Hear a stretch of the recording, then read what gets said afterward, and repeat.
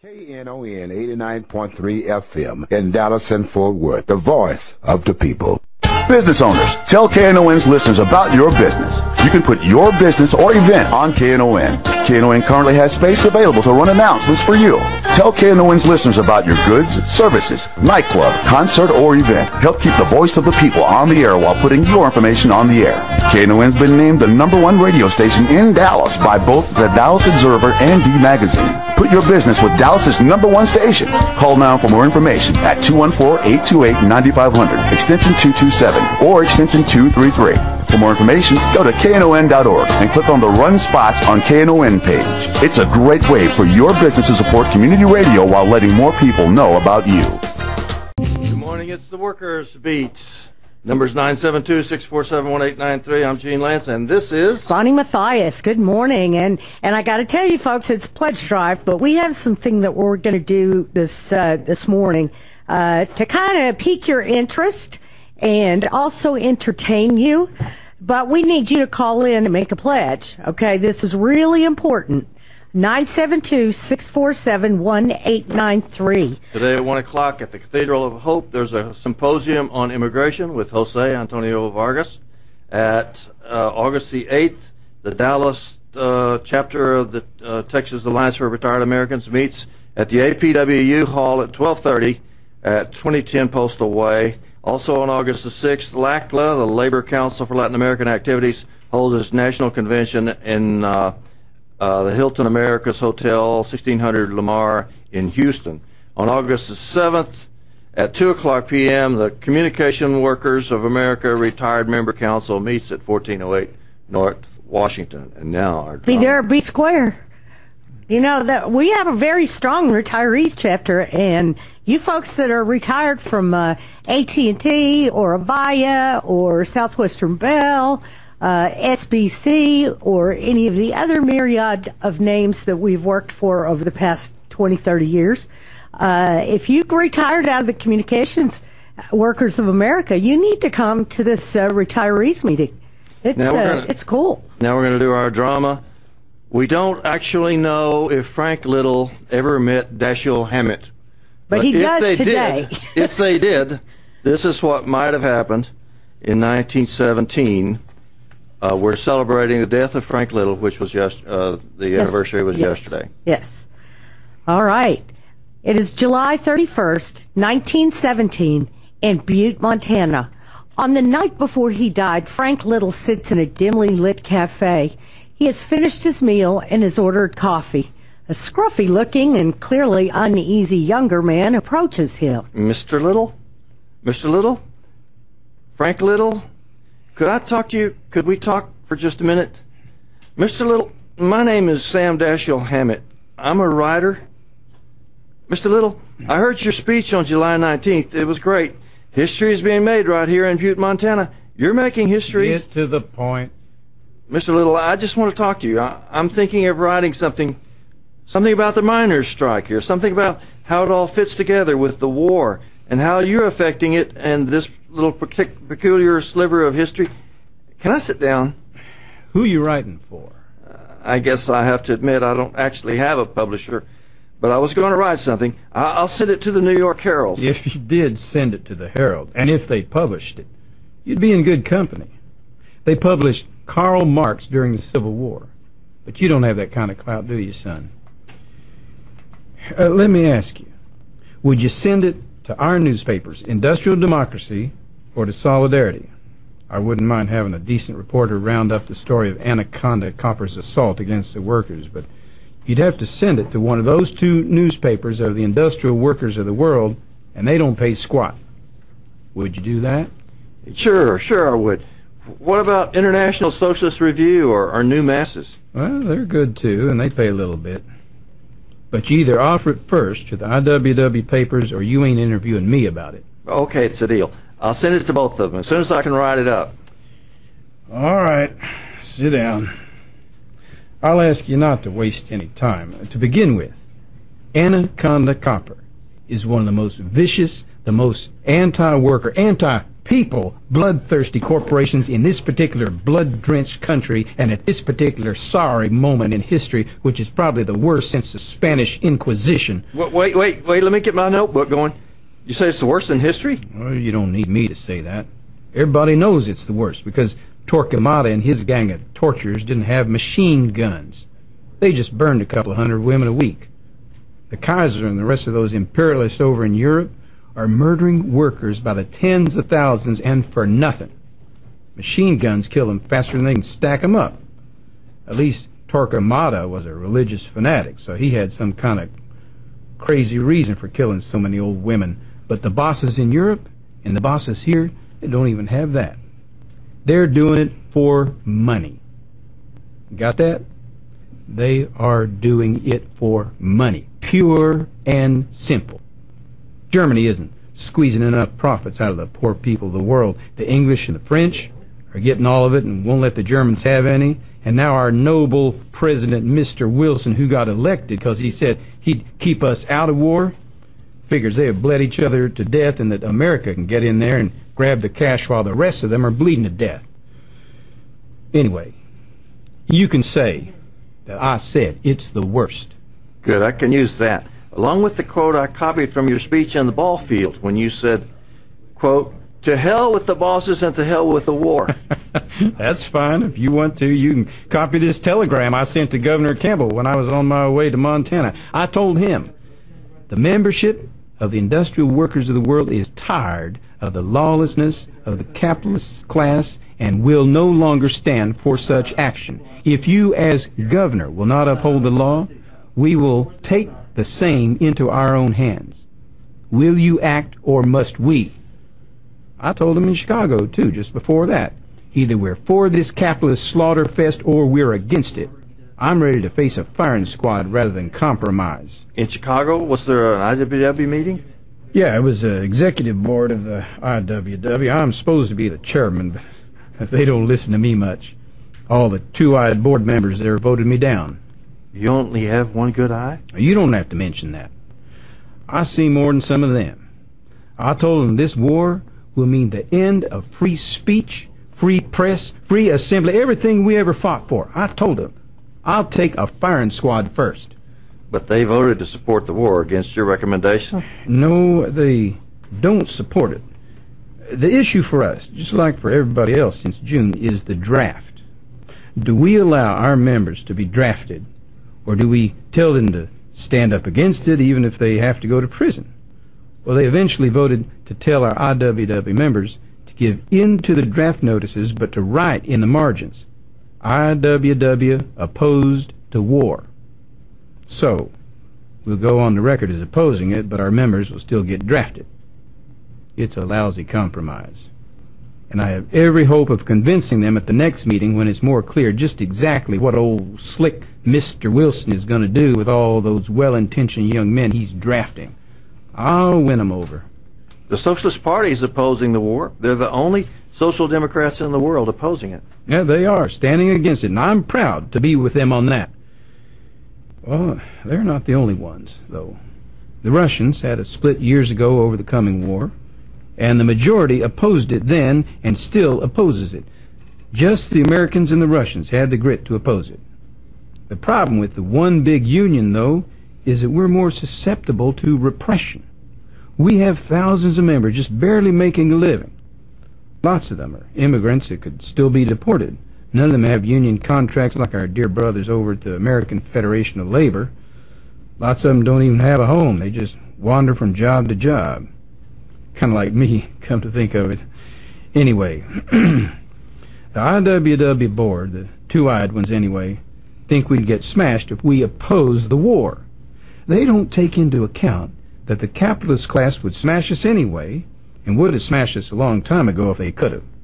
They don't take into account how many other workers, people not in our union or any union, would follow us if we led America out of this slaughter fest. Anyway, I'll win them over sooner or later.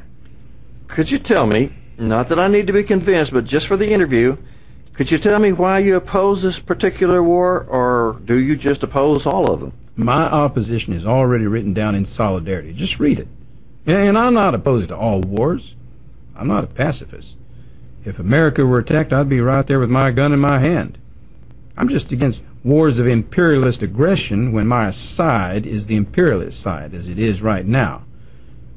I know why you think I'm a pacifist. It's because of the tactic we used all over the West Coast, peaceable resistance. We used peaceable resistance because it worked, not because we're afraid to fight. We love a fight. Even more than that, though, and you ought to put this down in your article somewhere, even more than we love a fight, we love winning. The reason we used peaceable resistance was because it was the way to win. We spent some time in jail, and some of it was a very difficult time, but we could never have outgunned the capitalist class. They have millions of guns, and millions of dumbass young innocent men to pull the trigger. The working class can never overthrow the capitalist class by force of arms. We've known that since 1877 when the railroad men were gunned down. We used peaceable resistance to win the right to free speech, and we did win it. That's a good enough argument for peaceable resistance. Of course, if something else would have won it, we'd have used that. We picked peaceful resistance for our tactic, and we were right. It worked. That's the proof. This thing is way too much about me. I don't matter at all in this fight of the workers' people in Butte, Montana against the corporate greed of Anaconda Copper. Let's talk about Spectator. Well, that's pretty well documented. Anaconda doesn't even try to deny they let the safety standards go and that 169 good miners died in the Spectator mine disaster. Did you put their fingernails and parts of their fingers were gone from trying to dig their way out? Sure, I'll have that in. When the Western Federation of Miners took the town out on strike, Anaconda started all this crap about how important it is to the mine copper for the sake of winning Mr. Wilson's war. To hell with the bosses and to hell with the war? That's right. I said it, I caught hell for it, and I'd say it again tomorrow. That's a lesson these miners need to learn. They can't be suckered in by Anaconda's false patriotism. Anaconda doesn't care who wins what war. They're just in it to make a profit. They will do anything, say anything, to get those miners back down in those death trap pits to dig up more profits. The strike was called by the Western Federation of Miners, but you don't represent them, do you? I represent the industrial workers of the world, the only organization in the country that can lead the blind working people out of the mess they are in. Everybody joins the one big union, then we shut the country down. Then we open it up again with a little sanity, with a decent break for the working man, and for one sure thing, with no wars. I did my time with the Western Federation. I went to work as a hard rock miner in 1903, and they put me on as a full-time organizer in 1906. In those days, the Western Federation and the IWW were the same. The Western Federation and Big Bill Haywood started the IWW, but it's too radical for them now.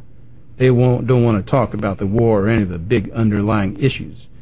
They just want to make a demand on the bosses and get that demand settled. And that's why they don't have a chance in hell of helping anybody in the long run.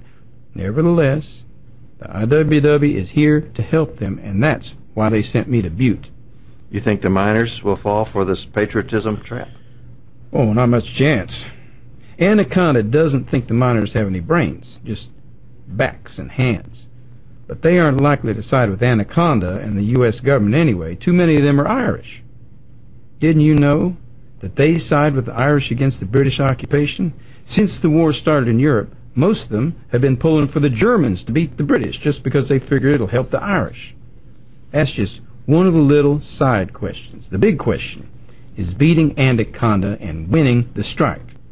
Those mines must never be reopened until our safety conditions are met. So let me see if I've got this right. You're saying that Anaconda will be beaten and the miners will win, but they're also saying that working men don't have a chance anyway, unless they look at the bigger issues like the war. You're saying they might win a battle by sticking with the Western Federation, but that they don't win anything long run unless they back the IWW and your plan for basic change. No, I'll say that, and I'll say more. I'll say that I'm going to straighten out the executive board, and you will live to see the day that the American people say no to old slick and all imperialism. You will live to see the day that war is non-existent and barely remembered. Well, what do you do then? Run for president? I told you this was getting too much about me and not enough about the workers. I doubt I'll last that long. What makes you say that? Is it because you've been in jail? I'm proud I've been in jail. I've been in dozens of jails, some of them for short times and some of them for longer.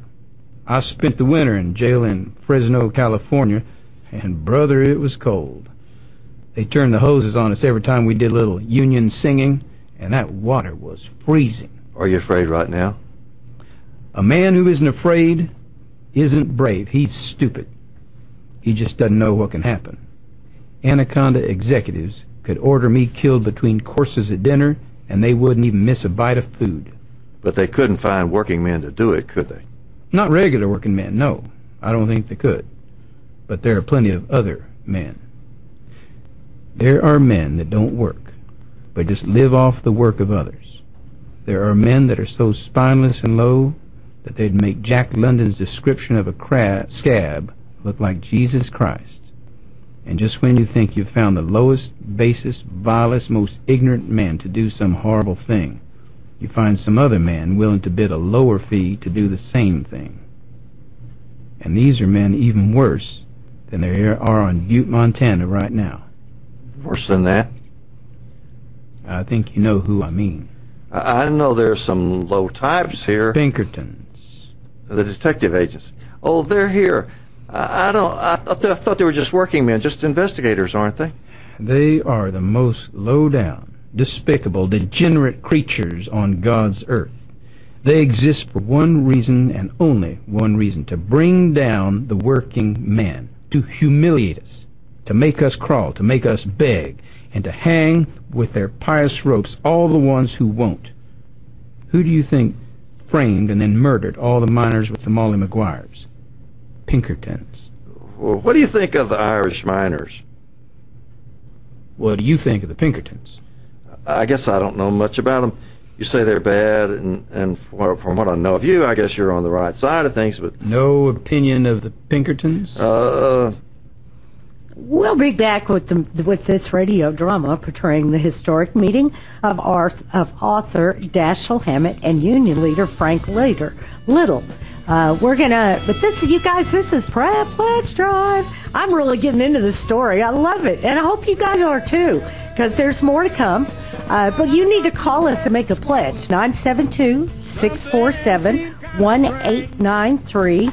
And we can text a pledge. This is so cool. You can text KNON to 56512 and make your pledge.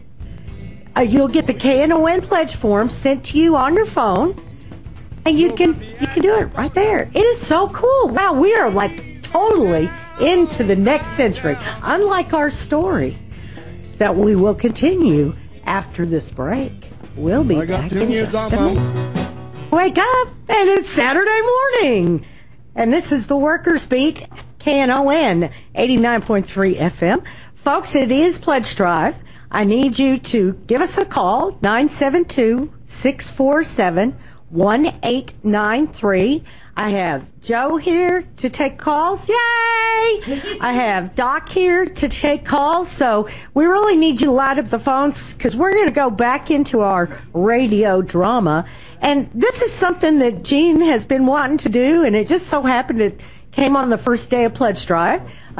So we really want you to let us know. Do you like this? Would you like to hear more shows like this? Give us a call at 972-647-1893. Pledge online at knon.org, or new technology, text KNON to 56512. This is just so cool. The pledge form is sent to you on your phone, and you can make your pledge right there. I love smartphones. Smartphones are awesome. And, we have to pay. We do have some paid staffers here. They don't, I'll tell you, we don't pay a lot for staff. But we do have some staff. It costs us about $48,000 a month to put this radio station on. Let's remember, we are 24/7, 365 days a year, and it's all volunteers. like me and Gene and Doc. And just, I mean, this is just an awesome radio station. It's been around for 30 years. Let's keep it around for at least another 30.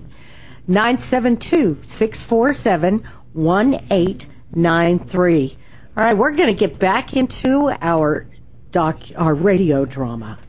On July 31st, 1918, famous union leader Frank Little continues talking to his interview, and identifies himself as an aspiring writer named Sam Dashiell Hammett. I don't know anything about the Pinkertons, and I don't see why we're talking about them. What you need to do is talk about you. You're the one who seems to have stirred things up around the town. Would you say that you're more controversial now than the other labor leaders in Butte right now? I would say it doesn't have anything to do with me. What they're the most afraid of is the truth, and so far, I'm the one that's saying it. People know I'm right, and so does the Anaconda Copper Company, and that's stirring things up, as you say. Okay, right about that. I mean, I agree with you, but I need to put it in your words for the article I'm writing. Let's start with the Spectator mine disaster, or start before that.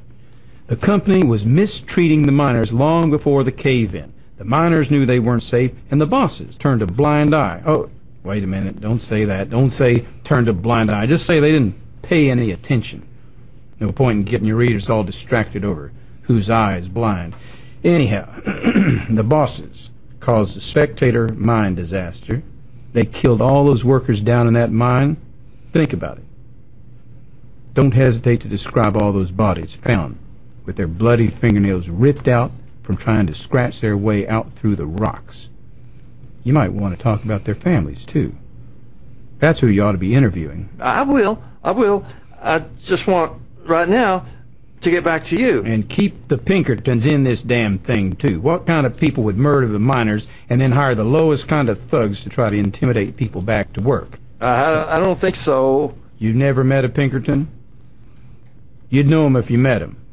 Crawling around on their bellies through the nastiest slime in all the hard rock mining country. You must have met some of 'em. Let's get back to you. No, it's important that we get straight on the Pinkertons.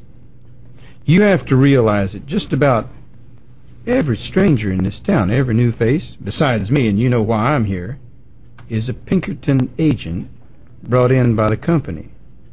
They're the ones that have business here, the only ones that can scrape the money up to come all the way to this godforsaken corner of the world. You have to have met some of them around the hotels and bars because they're all over the place and because of what I just told you. You just told me? I just told you that every stranger in this here town is a Pinkerton. You're from back east. Anybody notice that? I'm a writer. How'd you get the money for this trip? I'm a writer. I just write. Yeah, no, you didn't. You came here the same way every other stranger in this town got here because Anaconda Copper bought you a ticket and told you what to do. You're a Pinkerton yourself. You might as well admit it and just get the hell away from here. Okay, I am. I guess I am. I got hired by them and they sent me up here, but I didn't know anything about them then. I'm just finding out now just how far they might go, just what terrible things they might do. What are you going to do about it? I think I might join the Army. The truth is, I don't know what I might do. I was hoping to write something that might sell, to be some kind of an independent writer and not have to hire out to whoever wants me and do whatever they command. I'm sorry, Mr. Little, that I didn't tell you right away. Sit back down, son. You didn't make the world. Wow. This is really cool. You know, Gene and our guests, these guys are so good. If you kind of just sit here and close your eyes, you can imagine these guys sitting in the corner of a bar and talking and over maybe over a drink or having a little sip of tea or a little coffee, you know. 972-647-1893. You know, we really need your help. We like doing this. Gene and I enjoy staying on the air. I would like to thank Gene for his pledge. Thank you very much. I'll be making a pledge of that amount as well. And you know what? I've got a lot of listeners out there that work for the company. And I know that you can spare a couple of bucks. You guys get paid well. Most of you. Now, you folks at Mobility, not so much, but we're working on that. You know, how about coughing up a couple of bucks for KNON and for keeping the workers beat on the air? Oh, we have a caller. Okay. So we're going to get our caller on the air. Black Hawk? All right. Go for it. Good morning. Hey, Buck, how you doing? Good. How are you? I want to speak to Buck. Gene Lantz. We're both here. Okay, how you doing, Gene? I hope you didn't eat that catfish. Look at here. You know Karl Marx makes a statement that religion is the opium of the mass. And I enjoy I read the autobiography of Big Bill Haywood, Russian Federation of Miners, a long time ago, you know? Mm-hmm. So it's good to hear your show. I support your show. I support the miners in Anaconda. Uh-huh. This is Black Hawk. I'm out of here. Peace and love. No more war. Right on. Amen. Thank you so much, sir. You are so right. Peace and love. No more war. We have a little bit left of our story, so I want to get back to it. But you guys got to call us. Give us a call, 972-647-1893, because we're going to talk about the big ALEC rally that we had on Wednesday, which was phenomenal. Oh, my God. Y'all, we had over 500 people in Dallas all together for a common cause. I cannot tell you how pleased I was at the crowd that we had. It was awesome. I know we talked a lot about it on this show, and I know that folks came out because they heard it on the show, and it was awesome. It was awesome. Joe was there. Were you there? I stood up. You weren't there? I swear I thought I saw you, Joe. I look like everybody. Okay, he looks like everybody. But we do, I mean, it was an awesome, awesome day, and we do want to tell you about it, talk about the panel. But we're going to get back to our radio drama. 972-647-1893. Labor leader Frank Little has allowed Sam Hammett to sit down and continue talking, even though Hammett is now exposed as an anti-union Pinkerton agent. I can't blame any working man for taking whatever job he can get, even with the Pinkerton Detective Agency. I do blame them, though, if they stay in that job after they find out how low down and rotten their employers are. Are you staying with the Pinkertons? No, sir. I'll get out. I'll quit them, even if I have to go in the Army. Okay, that's settled then. Are you still writing your piece? If you don't mind, if you'll still talk to me. You don't know how important it is to me, maybe to you, and certainly to the rest of the world, that I interview you right here and now. It's not that important, but I don't mind. I got ruptured when some goons jumped me in Oklahoma on the way up here. You can see these crutches. I'm sure as hell not going to wander around town. I'll just be sitting right here in this sorry little cafe until time to go around the corner to my rooming house, so might as well talk to you as anything else. Well, okay, if you don't mind, could you give me a more general picture of just what your life has been about, I mean, up to now? Well, I was a hard rock miner before I got hired on as a union worker for the Western Federation of Miners. When they started the Industrial Workers of the World, I went over to that. You probably know the WFM and the IWW aren't together anymore. WFM's a good outfit, but they're only thinking about getting things, immediate things for their members. The IWW intends to remake the world, and that's what suits me. Is it true that you're responsible for saving free speech in America, and that you started the idea of nonviolent civil disobedience, and that you originated the idea of organizing agricultural workers long before anybody else thought of it? Those were just things that came up as I went along. The free speech fights grew out of our organizing drives. When a sheriff would stop our agitators from talking and arrest them, we'd just line up and make them arrest all of us till they couldn't afford to keep us all in jail. Then they'd let us out and change the ordinances. It's not so amazing that I thought of it, it's just amazing that it worked. That's the only reason we did it over and over and got so good at it. It worked.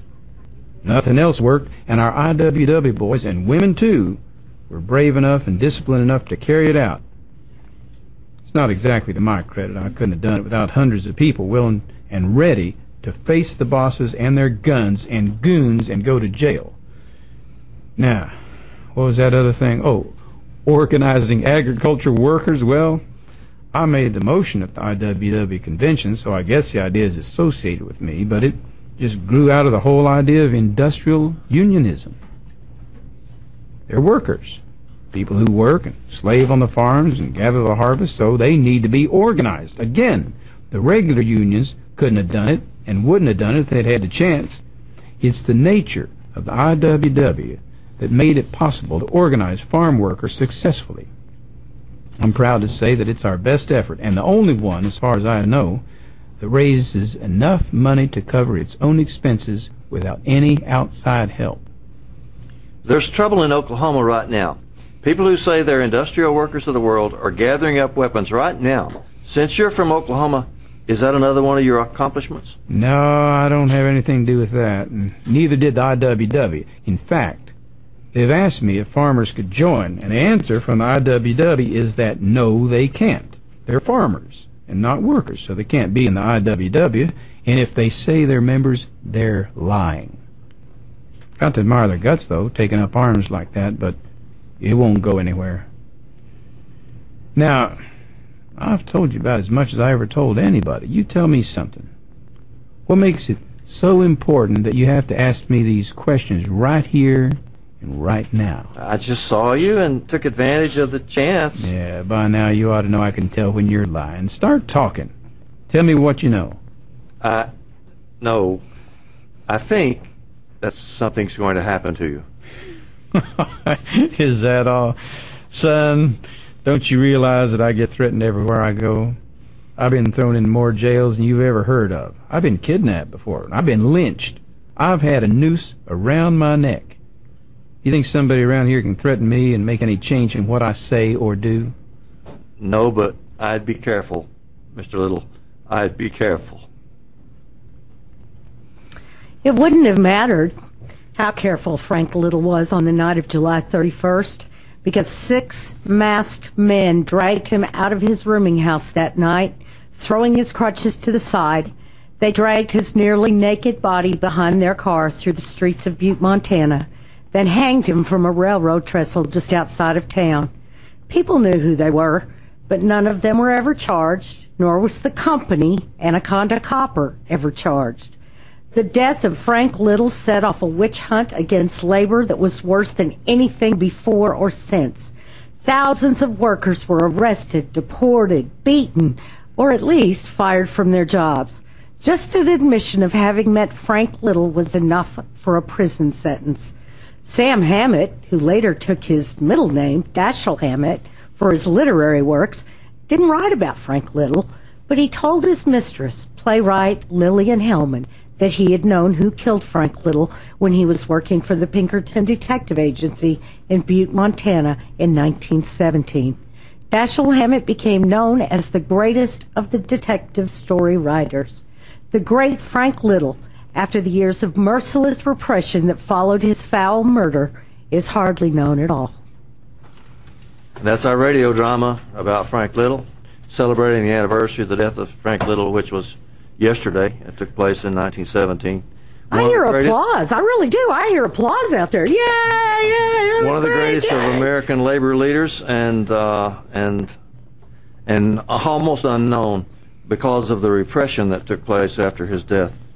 972-647-1893 if you'd like to help us keep on doing quality radio on KNON and bringing the workers' point of view to things. And we want to thank professional actor James Colley for being our Frank Little. Thanks so much, James. Thank you. And he is a union member. Yes. And you're a union member too. What union? That's right. The AEA. What's AEA? American Equity Association. American Actors Equity. Actors Equity Association. And they just united too with the Screen Actors Guild, didn't they? SAG. Oh, cool. I didn't know that. Yeah. Gene, I learn something every week talking to Gene. It's so cool. It's amazing. 972-647-1893. Help us help you. Help keep KNON on the air. It makes all the difference in the world. I made my pledge. I want you to make yours. Yep, I'm going to make mine too. Bonnie's got a list of stuff you can get Man, they For got your really pledge? cool stuff. We got a new and improved short sleeve polo shirt with pockets, guys. With pockets. 2 pockets on the front. That, man, I know people really like those. We got a new Knon retro bowling shirt. It's not up there. Sorry. I can't. Maybe it'll be up there next The bowling time. shirt. Bowling shirt. Yeah, that's cool. Oh, we got a ladies' shirt, navy blue with a red Voice of the People and Knon logo. And it's really a lady shirt, too. Yeah. It's cut for women. Yeah, instead of having to wear the guys' shirts that are, I just ordered one online and I ordered extra large, and you and I both could wear it. I'm thinking of maybe At the same sleeping time, you mean? At the same time, yes, at the same time. I'm picturing this. No, don't. It's a scary thought. Scary thought. But you know, we got a Knon 64-ounce growler. Is that like a giant mug? It's like a big, it's almost like a moonshine jug. Oh my gosh. Okay, cool. With a $60 pledge, you can get one of those. A 64-ounce gigantic cup. That's pretty cool. You could get drunk in one big In one big gulp. That's One big right. gulp. Hopefully more than drunk with that much. Yeah, you'd probably be passed out. Yeah. on the floor. We got a new beach towel. We got a new Bistro coffee mug. A Flex Fit ball cap. I don't know what that means, but that's... Oh, cool. Okay, it's got a smaller crown. Nice hat. Really nice hat. Stainless steel travel tumbler. Like, I'll bet nobody ever has enough of those. How much do you have to give to get that? The tumbler is $40. So you get $40, but you're really helping Knon. Right. That's the main thing. Our coffee is back. The organic house blend coffee. Yummy. Yeah, Knon we're out of blend. time, Bunny.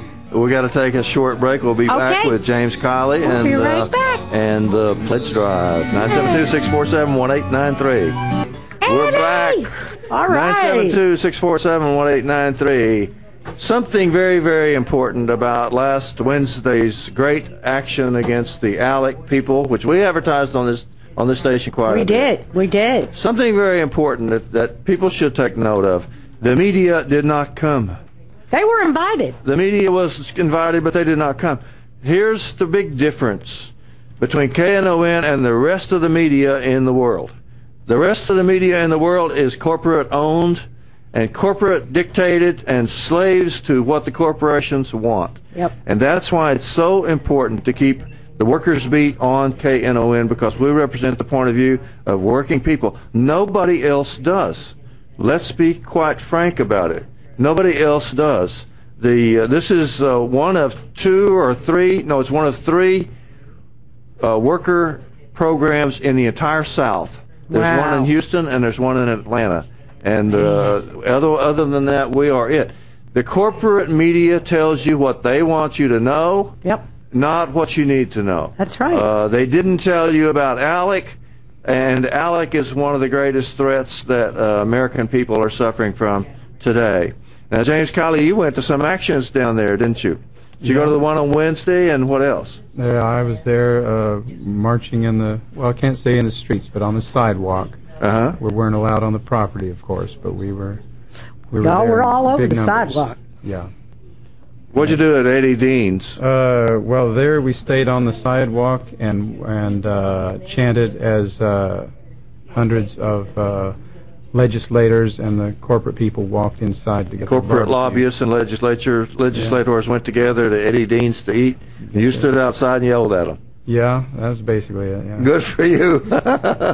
Well, somebody needs to expose ALEC, because this is a group that brings the corporations together with a few legislators, and they write some of the most awful legislation, the anti-union legislation, the anti-democratic legislation, the voter suppression laws, the union suppression laws, the anti-democratic laws, the privatization laws, to privatize stuff like privatizing the Dallas Independent School District and privatizing other things, privatizing the prisons, privatizing water systems, whatever there is that moves, they want to privatize it.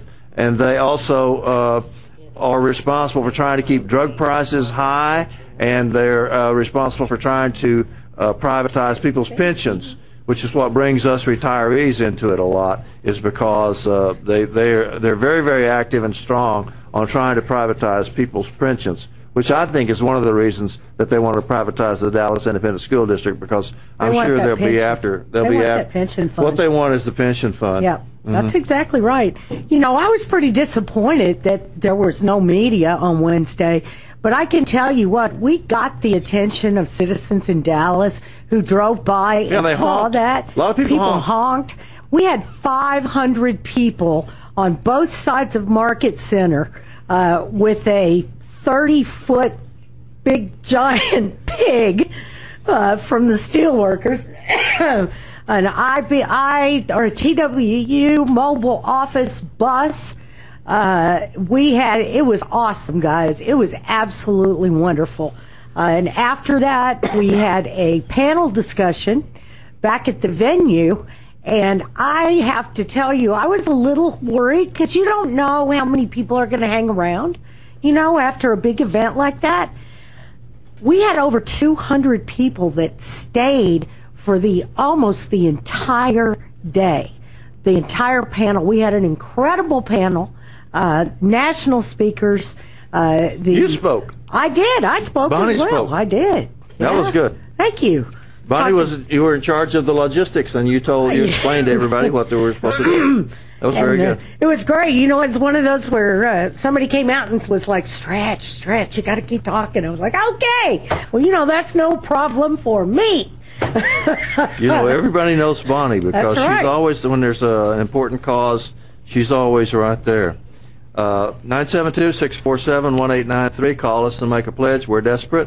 We're begging you. We're not ashamed. The truth is and that it means everything to Bonnie and me. Gene and I have both made our pledges. And Oliver, thank you so much. Thank you so much for calling in and for making a pledge. I can't tell you how much I appreciate it. Thank you. Half of my pledge came from Elaine Lantz, my wife. And half of mine came from John. Okay. So there you go. I get a list of historical moments, you know, and we never get around to reading it, but I always have it with me every time we do the Workers' Beat, because if you don't know your history, then if you don't know where you've been, then you hardly know where you're going. So here's what it says for the history of yesterday, August the 1st. It says, quote, after organizing a strike of metal miners against the Anaconda Company, wobbly organizer Frank Little is dragged by 6 masked men from his Butte, Montana hotel room and hung from the Milwaukee Railroad trestle.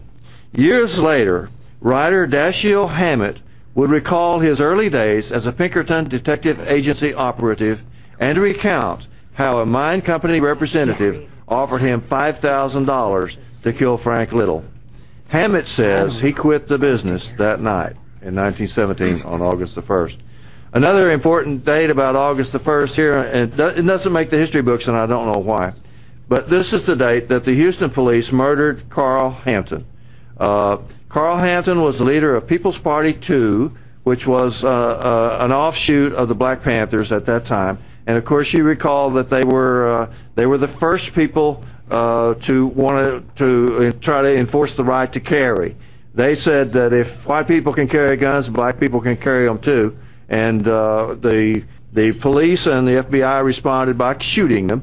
And Fred Hampton was killed during the summer of 1970. And on August the 1st of 1970, Houston police snipers got on the roofs of the buildings around their headquarters. And when Carl Hampton walked out on the porch, they shot him dead. And that happened on August the 1st, 1970.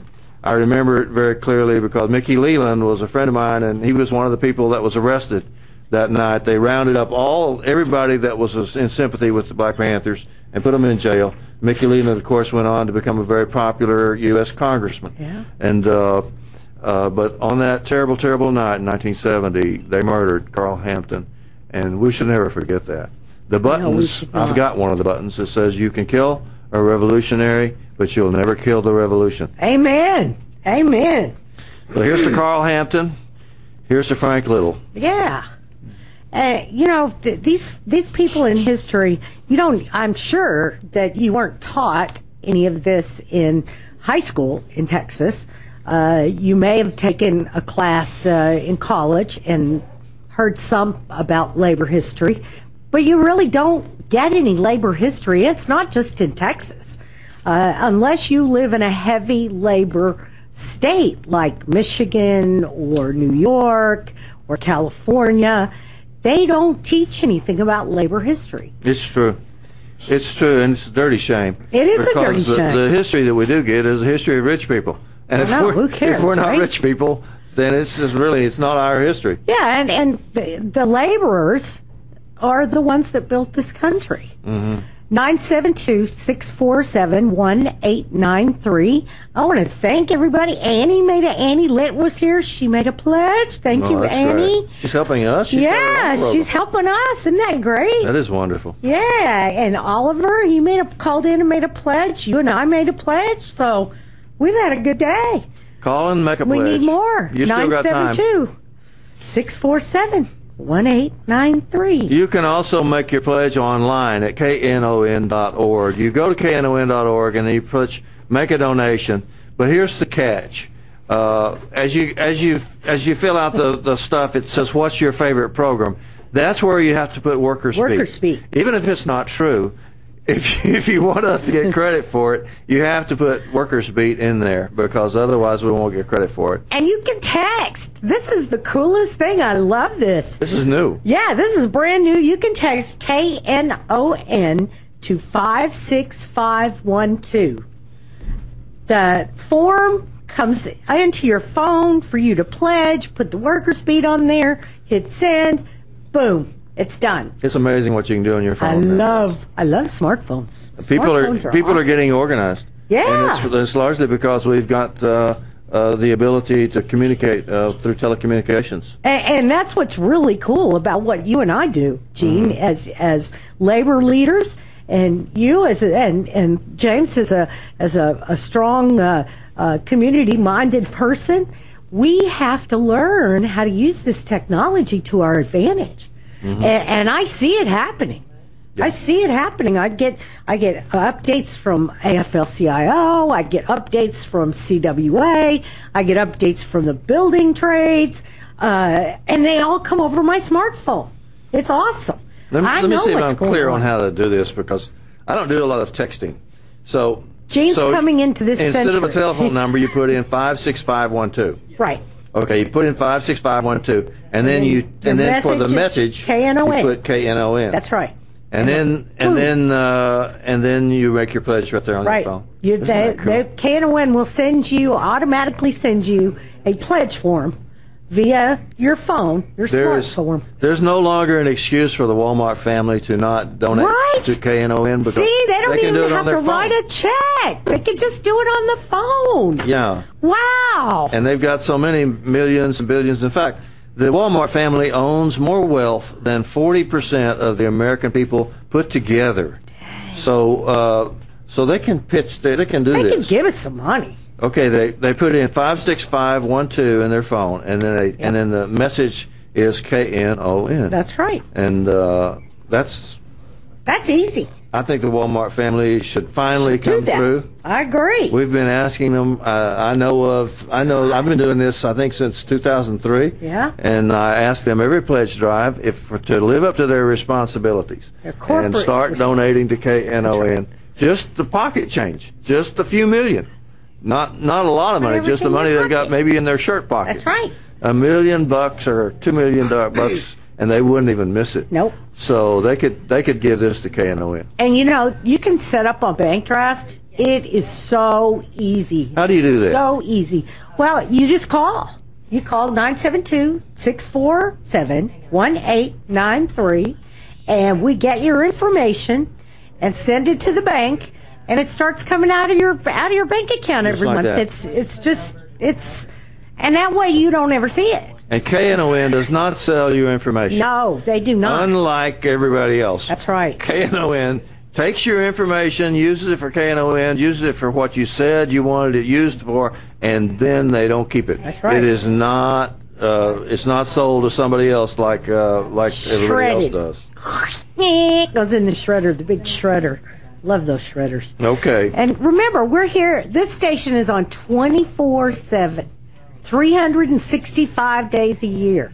We are on. Somebody is here physically running the board and talking and spinning music or whatever they do. I mean, without getting paid. Without getting paid. I mean, we're all volunteers. I've never counted the actual number of volunteers, but I know it's over 100 because they have these meetings and they have 100 people show up for that. So it's really a beautiful thing that you've got 100 people coming into KNON to do what they love. Well, for most of them, it's presenting the music. Right. Like Ranger Rita, who comes in after us, presents some of the best music in town, and That's exactly right. Music that she loves to do. That's right. We're not getting paid for this, brothers and sisters. James Kelly did not get paid for coming in to help us with the radio drama on Frank Little either. He did it because he wanted to. Yeah, and I mean that's really nice to have somebody. I mean, James is a professional actor, and it's really nice to have somebody to donate their time to us to present that little radio drama, and I think it was cool, and I hope people liked it. I really did. I enjoyed it. Blackhawk did. Blackhawk did, and I think we should do. If people liked it, I think we should do that again. Do something. You've got the play written for the Lucy Parsons. Yeah, I've done one on Lucy Parsons. Yeah. Ella Mae Wiggins came in and helped us, and she didn't get paid. That was a professional actress. Yeah. And we had, there's another one on The First Woman Hanged in Texas, too. We don't get paid for any of that stuff. But we enjoy it. We love it. 972-647-1893. We're nearly out of time, but you don't have to make your pledge during our program. You can do it anytime you get around to it. That's right. You can call 972-647-1893, or you can go online.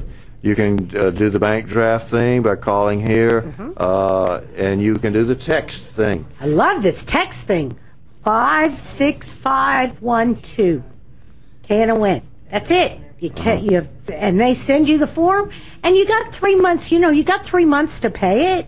If you call today and say, I want to pledge, but I don't have any money right now, we're going to send you a little green reminder card so that you can send your check in when you have it. And, you can break it up if you want to. Send $10 in when you get it, and then $10, or you can sign up on bank draft and give every month. So as far as I know, we never got any money from the Dallas Mavericks owner, Mark Cuban. But we want to give a shout out to him today because he has pledged, this is a millionaire, he has pledged to divest from companies that move offshore to avoid paying taxes. Awesome! So cheers to Mark Cuban. I think he also deserves some credit because the Republicans are not coming to Dallas. The first thing they said no. Yeah, they said, well, we're going to have to use the American Airlines Center, and that means Mark Cuban is going to have to give up a few basketball games, and so that the Republicans can come to Dallas. And Mark Cuban said no, and I thought, I thought cool. That was awesome. And the Republicans didn't want to split it up between Dallas and Arlington, so then going to Jerry World. And I know Jerry was totally crushed because his mentors were not going to be here. Let's give our professional actor, James Kelly, one last shot at the microphone because we're almost out of time. What do you want to say to the American people here? 7,000 of them are listening. Well, I just want to say I enjoyed being here this morning, and this is a great show. I think it needs to stay on the air. Okay, 972-647-1893 to keep us on the air. We'll be back next week. Thank you. KNON 89.3 FM in Dallas and Fort Worth, the voice of the people. Business owners, tell KNON's listeners about your business. You can put your business or event on KNON. KNON currently has space available to run announcements for you. Tell KNON's listeners about your goods, services, nightclub, concert, or event. Help keep the voice of the people on the air while putting your information on the air. KNON's been named the #1 radio station in Dallas by both the Dallas Observer and D Magazine. Put your business with Dallas's #1 station. Call now for more information at 214-828-9500, extension 227, or extension 233. For more information, go to knon.org and click on the Run Spots on KNON page. It's a great way for your business to support community radio while letting more people know about you.